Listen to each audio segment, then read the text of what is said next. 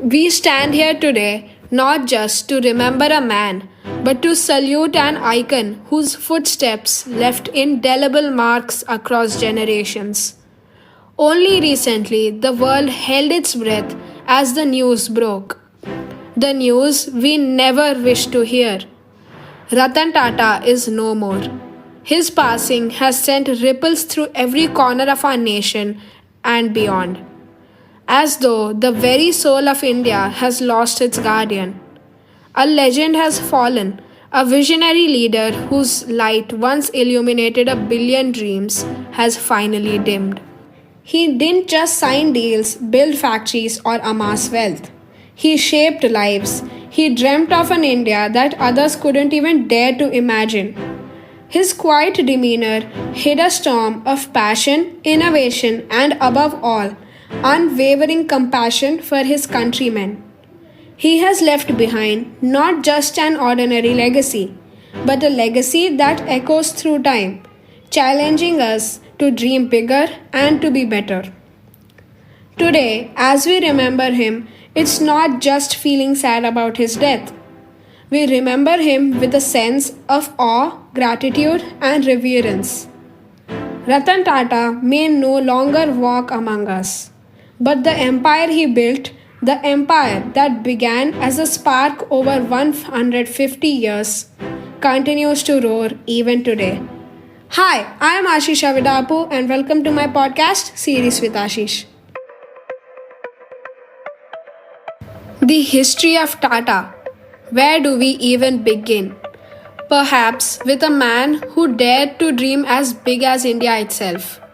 It was the year 1868 when Jamshedji Tata, Ratan's great-grandfather, laid the foundation of what would become one of the most formidable enterprises in the world, the Tata Group. In an era where the British Raj controlled nearly every aspect of commerce, Jamshedji dared to think of an India that stood on its own 2 feet. And so, with a textile mill in central India, the Tata story was born. But this was no ordinary business. From the very beginning, Tata was about vision, about seeing beyond the horizon. Jamshedji dreamt of a steel plant that would rival the best in the world. And while he didn't live to see it, his dream was realized when Tata Steel was established in 1907, the first steel plant in Asia. This wasn't just a triumph for the company but for India itself. And the fire that was lit with Tata Steel began to blaze across industries, from power to hospitality, from automobiles to software. Fast forward to 1991, India was on the brink of economic collapse. Here enters Ratan Tata, a man with humility in his heart but fire in his soul.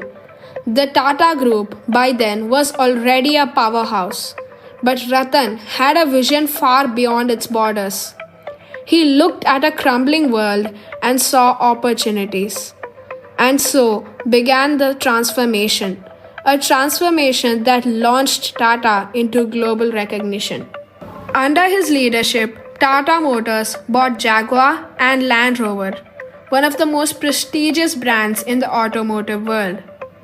Tata Tea acquired Tetley, Tata Steel acquired Corus, and Tata Consultancy Services became a global IT giant. Ratan didn't just expand the company, he redefined what it meant to be Indian in the global marketplace.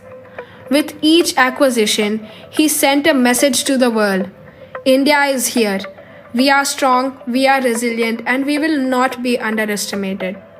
But Ratan Tata's greatness wasn't merely in the deals he made or the empires he built. It was in his refusal to compromise on integrity. He was a man who believed in doing business with morality.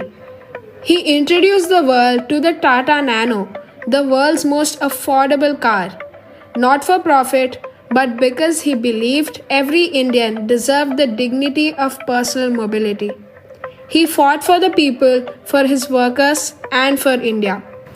The Tata Group today stands as a beacon of what a nation can achieve when it dares to dream, when it dares to hope, and when it dares to act.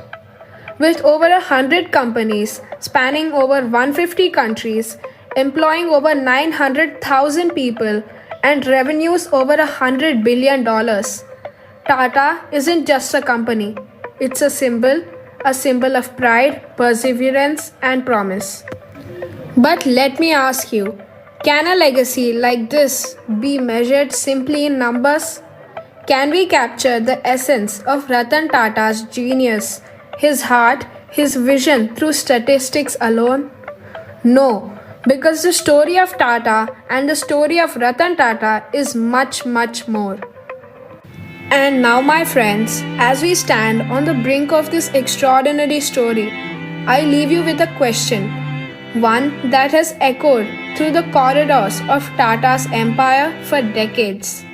What if I told you there was a decision made by Ratan Tata himself that almost didn't happen? A choice so bold, so unthinkable, it nearly shook the very foundations of the company. One moment, one turning point, a decision that changed the fate of Tata and possibly the future of India forever. What was this decision and how did it lead to a legacy that continues to thrive even today? Stay with me because in part 2, we will unravel the story behind this pivotal moment, one that will leave you questioning everything you know. Meet you next time with part 2 of Ratan Tata shaping India's future.